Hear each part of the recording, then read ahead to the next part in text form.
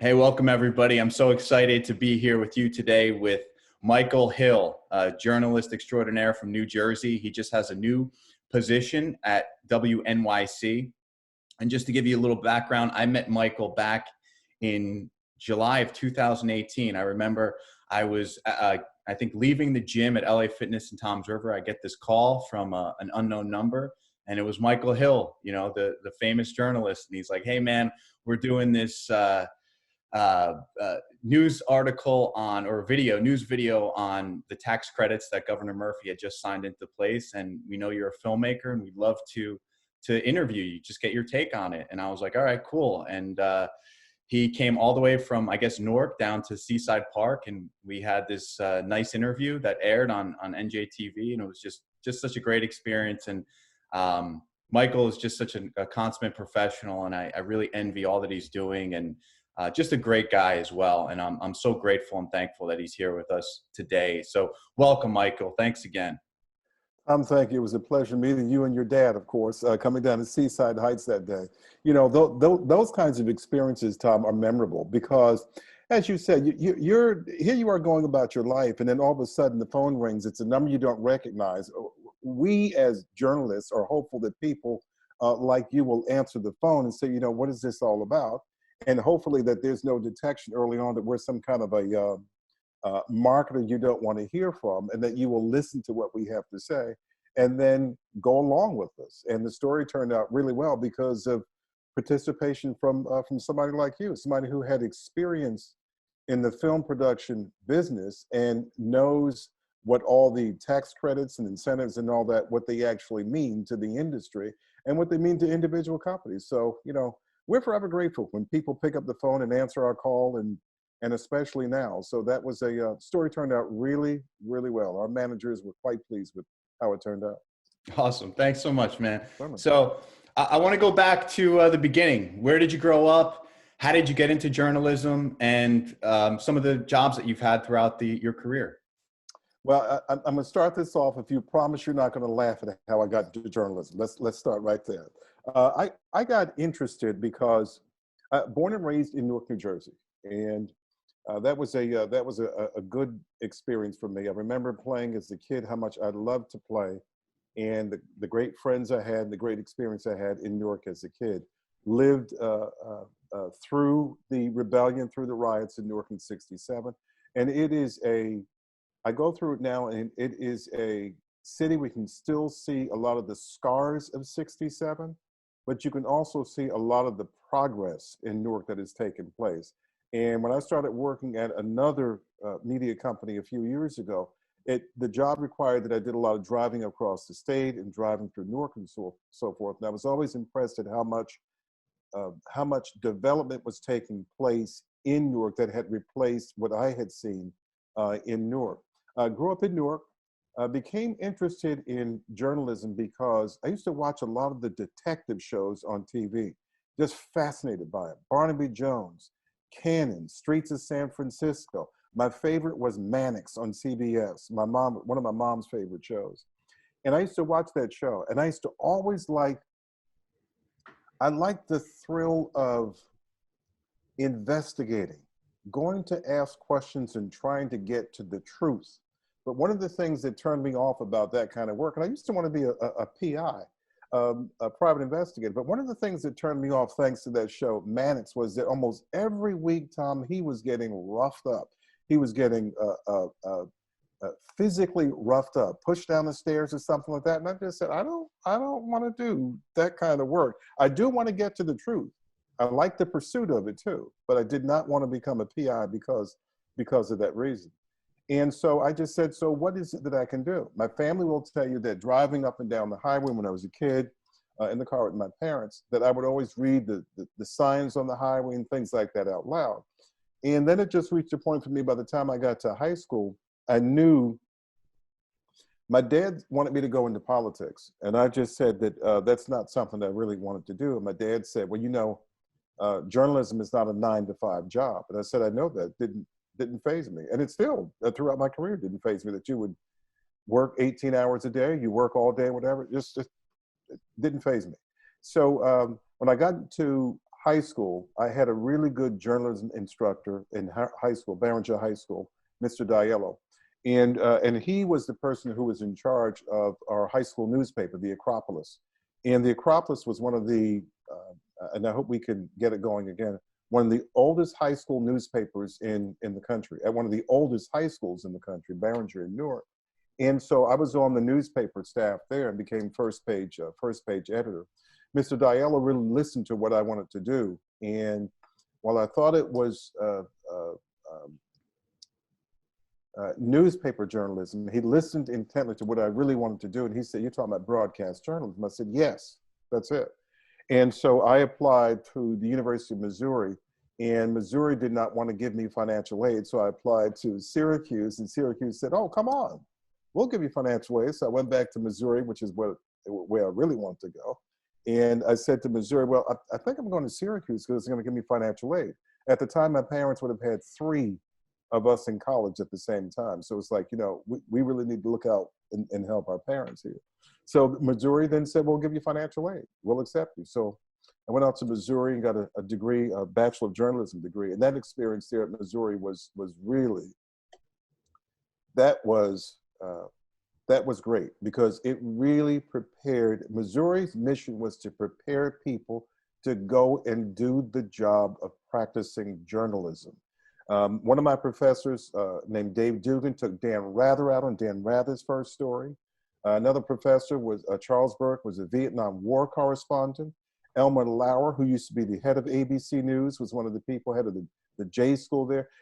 Missouri's mission was to bring people in who had experience in journalism on the street, in war, and at the executive level so that you could learn from them.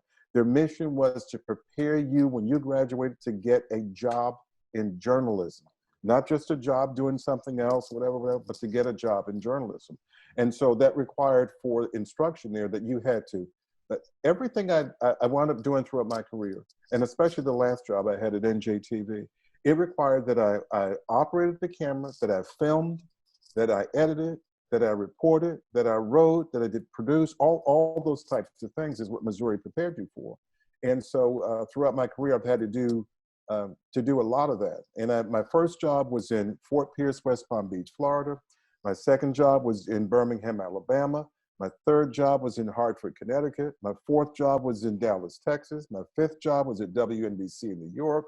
My sixth job was at WMAR in Baltimore. My seventh job was at KTVT, a CBS owned and operated station in Dallas. My eighth job was at WGNO and 2 stations in New Orleans, and then moving back up here in the Northeast. And my ninth job was at NJTV, which is now NJ Spotlight News. Now my 10th job is at WNYC. It's a whole lot of moving around. If I had to do it all again, I think I would choose more wisely. I've covered a whole lot of stories, I've covered hurricanes, tornadoes, crime, heartwarming stories. I've covered 9/11, Oklahoma City, Katrina, you name it, I've covered it.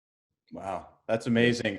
I just want to go back a second. Grew up in Newark, and you experienced the riots. Actually, my family is originally from Newark, so both my grandparents on both my mom and my dad's side came to Newark about 100 years ago from Italy, and they were in Newark up until, I guess, the 1960s. And I remember hearing about the riots, and the upcoming Sopranos film, which is coming out, is about a specific event, which I'm really excited to check out. And to move forward, so moving across the country, I mean, how did that affect you personally? I mean, did you feel like you belonged in each area? Was it hard to gain roots, and did you like that lifestyle? I like the idea of exploring. If I had to do it over again, professionally, okay, but personally, for family and family life, the lessons I learned over those experiences, I wouldn't do that again to a family. I just wouldn't. And I look at people now who talking about, I got nieces who live in one place and then they're up and they're, one of them right now settling in Austin, Texas with her husband, who's an oral surgeon. And I'm just like, why do they go to Texas, blah, blah, blah. And then I think about, I went to Texas not once, but twice. And when you're young, you have a young family and stuff like that, you're trying to find the best place. Well, for me, in finding the best place was almost at some point, the next time was finding another best place. And it just went on and on and on and on. If I had to do that again, knowing the difficulty, especially when kids are in adolescence, when it's probably more difficult to establish friendships and things like that. I just wouldn't do it again. If I, knowing then what I know now, I wouldn't do that again. Gotcha.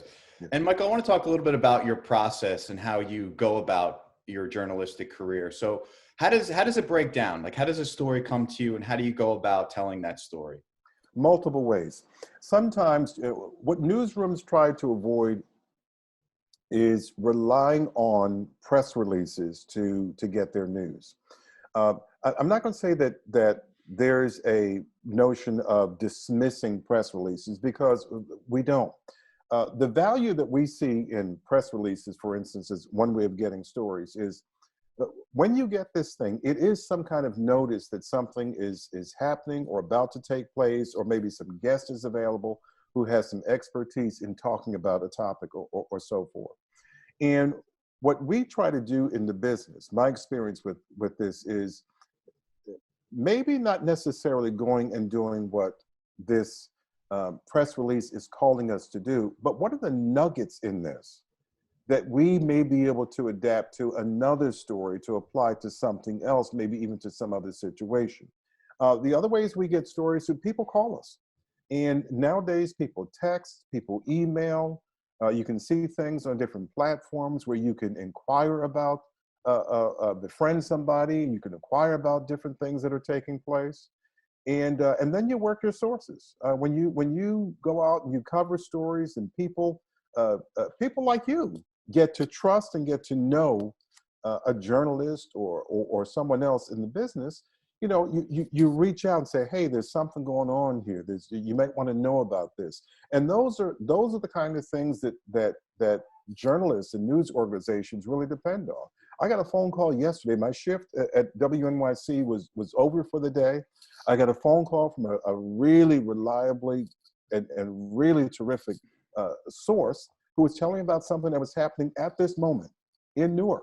And there wasn't anything at that moment I was going to do about it, but I listened, called the family she was talking about, and then wrote a memo to the newsroom, and the newsroom now is pursuing it. So it just, the sources of information and how we get our news really are endless. And frankly, that's the way they should be, because I think that shows that you are attuned to what's going on, you're attuned to the people out there.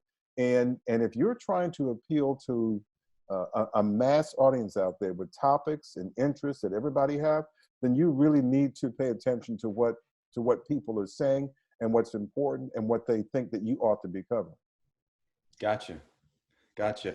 Now, being in the industry for this long, can you give us some insights into maybe some particular events that happened that were really kind of unprecedented, or things that really shocked you as a journalist throughout the years? Oh gosh, shocked me. I'm glad you said that. Boy, I would say there are definitely crimes that I've covered. And Tom, the sad reality about, and this is the sad reality about crime and one person doing harm or whatever to someone, or someone blowing up a building or running an airplane into a tower and things like that. The sad thing about crime, even if it's on just a street level, is you are doing harm to that person in front of you. And I don't think people who do those kind of things, if they ever calculate the kind of damage and harm they do beyond that one person who supports this family, that one person who supports someone going to school, that one person who supports someone getting ahead in life, and the damage and the destruction it does to people's lives, way beyond the person whom you've harmed. And that kind of circumstance has always been foremost in my mind when I go and I've covered crime and things like that. The other stories, it touched me, the bombing of the Murrah Federal Building, and realizing that there was a daycare center in there associated with that. And the other one too is not just the big stories, but plenty of stories of loss and harm. I remember covering 9/11, and we drove all night from Dallas to get to Jersey City at first. And one of the first stories I did was, and this is in line with what I was talking about, we couldn't get into New York right away. The crew from all of us from Dallas. So where we were parked in Jersey City was a commuter lot. And one of the stories we did, the early stories we did, since we couldn't get into New York, and this goes along with my philosophy of don't worry about what you don't have. Focus on what you do have to tell your story. And it was just a simple story about the cars that were left in that commuter lot on the Jersey side, almost directly across from where the destruction was. The cars parked there and what they had in them. There was a coffee mug in one car, dry cleaning hanging up where someone had just come from the cleaners that morning and anticipated getting back to their car in the evening and going home and resuming their lives. And all those kind of things. Like we did just a simple story, just a poignant story about life and death and to a certain extent, not moving on, not coming home. And those kind of things have stood out as well. And I've got plenty of good memories too of stories of helping people. There was one story one time in Connecticut where a mom was looking for her teenage daughter, and the mom somehow called the TV station, and I got assigned to the story, and I spoke to the mom on the phone. And the mom explained that the 16-year-old had a boyfriend who was 28 years old, and she hadn't seen, this was right around the holidays, and she hadn't seen the daughter in X number of days, blah, blah, blah, blah, blah, blah, blah. I don't know what it was, Tom, but I told the mom, I said, I'm going to find your daughter. I'm going to find your daughter. And she just paused and she said, okay. And that night, listening to the mom and where the daughter, who the daughter was associated with and stuff like that. And we went and found the 28-year-old boyfriend. And we interviewed him, and it was obvious he was not telling us the truth. We knew that. We ran the story on the air that night, and before the story could even finish running, I got a phone call from the state police. And the state police said, that guy is lying to you. And we said, we know he is. We know he's not telling us the truth about where this 16-year-old is. So where we interviewed the guy, the state police said, we're going there. It was freezing cold outside too. It was like right after the holidays, freezing cold. So the state police said, we're going to go there. That was about 11:10 at night. They showed up about 1:30, 2 o'clock in the morning. And I just said, we'll be there too. So where the boyfriend said this 16-year-old was not, it turns out she was. We couldn't go in with the state police, but the state police went in the middle of the night. They didn't bang on any doors or anything like that. It was a very peaceful entry and stuff like that. They rang the bell or knocked on the door. And the 28-year-old was at another girlfriend's house, which just, I still haven't figured all that out. And the state police went upstairs, and where the bedroom was, they were talking to the 28-year-old guy, and they noticed that a closet door in that room was moving slightly. And they said, well, who's in the closet? And before they could really get an answer from the guy, they went over and opened the door, and there was the 16-year-old. And I just said, when we did this a follow-up story the next day, I told the mother, I just said, I told you we would find your daughter. So those kinds of stories really, really stick with me over time. That was a long time ago too. But plenty of other good stories where you help people, you help organizations, you put information out there, and you show people that there are other people who have compassion and want to help people who are in dire straits sometimes.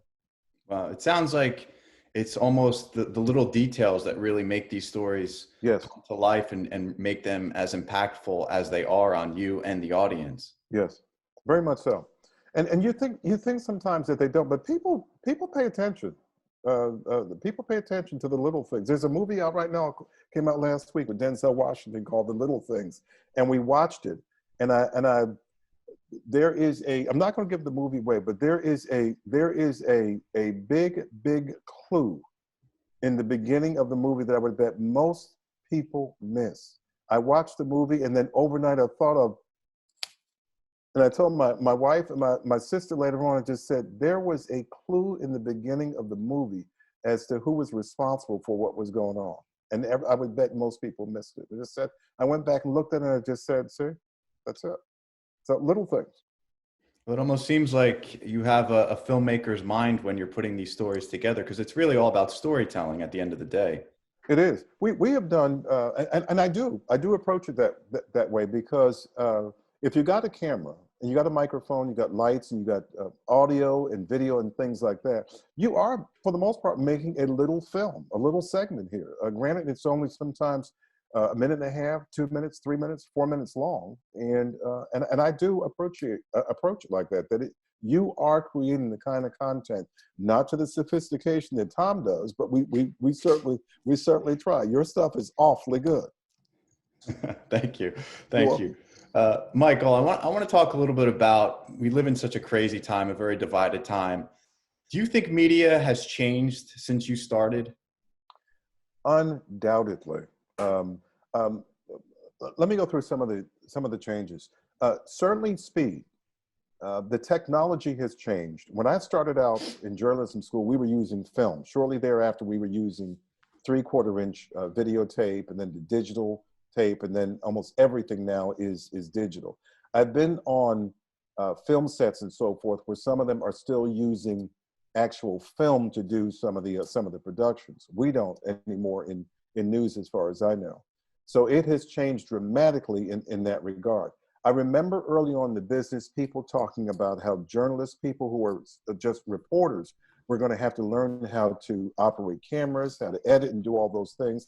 Missouri was way ahead of the curve, as I said, and taught us to do some of those things and learn some of those skills, and they have paid some nice dividends. So it's changed technologically. Clearly, it has.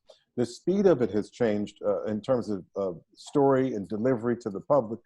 Somebody can be out on the street right now and Facebook Live something, and we could do the same thing. And so the technology has changed dramatically. The responsibilities, though, I think for a lot of journalists, the responsibilities haven't changed. We still have a responsibility to the truth and a responsibility to be responsible with what we put on the airwaves, and not rush to judgment, not look at sources online and so forth, and put on the air things that you can't verify right away, especially they pertain to people's lives and things like that. So you have to you still have to practice some of those old standards in journalism, which, you got to be careful. You got to be smart about it. And you got to exercise some common sense as well, in terms of not just putting anything out there because somebody said it. If it hasn't been verified, then you risk your own credibility by doing that, and you certainly risk the credibility of your news organization if you're not responsible with the messages and the information. And so none of that to me has changed in the X number of years I've been in the business. Mistakes will happen. Without a doubt, they will happen. You own up to them. You clarify. You come back and correct the mistake and so forth. Katharine Graham, of the Washington Post, used to say that journalism was the first rough draft of history, and truly it is. It really is. But you have an opportunity to get it right too, and you have that responsibility to be responsible. Yeah, that makes a lot of sense. And I know you're always gearing for the truth and want to make sure that that's at the forefront. It just seems like we live in an age where everything's transparent, but it seems like different groups have their own version of the truth, which I think is just crazy. I'm so glad that you mentioned this. We had a discussion in our family, probably last year or the year before. And I said to my family, I think we're in a dangerous place in this country. And the reason I said is because one night I just sat back and I was watching something on one of the 24-hour channels and reading something online too. And I just said, this is just, it's so sad that we can't even agree on a starting point for debate about some things in this country, because we have reached the point where facts are not facts, truth is not truth, and there are other things that are substitutes for facts and substitutes for truth. And if we are at that point, then we can't have an honest conversation about where we start and where we begin to fix things and address things in this country. And to me, that's really, really disturbing, because then we start going into our echo chambers. And in those echo chambers, there's not the kind of discussion that leads to the kind of progress that needs to take place where everybody can be part of the solution. It's just not there. And so I think we're seeing some of that now in this country. And I hope that we get a grip of ourselves and that we can change this, because this is not going to work. And more damage, more harm, more not listening to, more solutions evading us and so forth. And I think for a free society and an intelligent society like this, that we can do so much better. Do you think there are solutions that journalists can take, or do you think that there's a way that we can alleviate this problem? Like, what's the way back? That's a really good question. I think the way back is for people to be honest and to be truthful, and to try to have as honest a debate and honest a discussion about where we are, what we want, what our shared values are, and shared solutions, shared resolutions, and what's in the best interest of everybody. And I know that sounds corny, I know that sounds trite, but it's just, really, it's the truth. We have it within us to be better than this. We really do. And I'd like to see us reach that goal, reach for that goal, and to get it done. We can be better than this. I know we can. Yeah, I totally agree. I mean, I think a big part of it has to do with social media, where it's a different version of ourselves. Like when you have two people in the room, they might not agree on everything, but you can still find commonality. But on social media, it's just going after people. It can be a very destructive place, and that is almost more of a reality than truth. It is like the real reality. You know, it's like the internet world has become more of what's real than the real world. I know it's crazy to say, but it definitely feels like that in many respects. It really does. And Michael, I'd love for you to talk about your new position. WNYC is obviously a landmark organization, and I'd love for you to tell us a little bit about more your role there.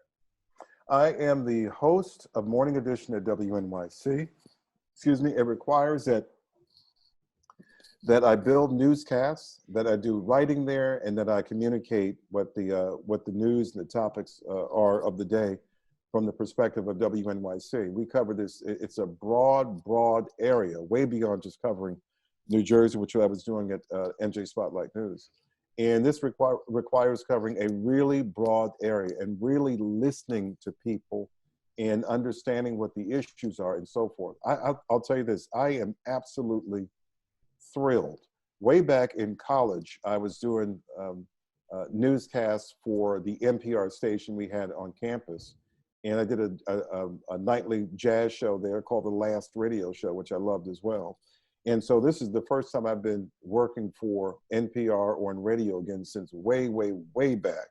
And I just think that what NPR does, and certainly what WNYC does, is I just think it's wonderful journalism to explore different topics and just to have the time, and I keep saying this, and I know this sounds corny, but in this public space, to take the time to tell people what's going on and to hold discussions with people who are in the know and can impart with the public their expertise, their knowledge, so that we can live smarter and better and stronger and all those things. And those are the things those are the goals that I have at WNYC, to build on what this great institution has built, and to make it even smarter, stronger, better, and so forth.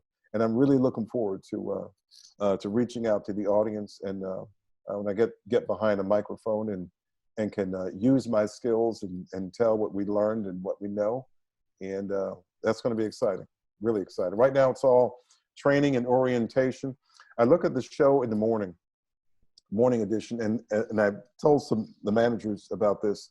My experience the first week is, you see this as an audience member, you see this smooth train just gliding along, morning after morning, going on the tracks and so forth. And then from what I've seen this week, going behind the scenes and going along with the show and seeing how the senior producer and the directors and all put this thing together. And it's just amazing what they do behind the scenes, so that what shows up on the air is just this smooth gliding train of information. And it's wonderful. It really is. It's wonderful. And I'm glad, and I'm thrilled that I'm here, and I'm glad that they chose me for this position. Well, I'm excited to listen. I can't wait. I'm a big fan of NPR and WNYC, and you're obviously a great addition to that program. So thank you, Tom. Congrats again. And finally, Michael, I have a lot of people listening that might be looking to get into journalism. I'm an adjunct professor at Montclair State. I have some students that are interested in journalism. What advice could you partake on individuals that are looking to get into this field? Tom, I'm sure you can agree with me. Read, read, read, write, write, write, learn, learn, learn. And one of the things, Tom, now that I tell young people who want to be in the visual arts and in media arts and so forth, is you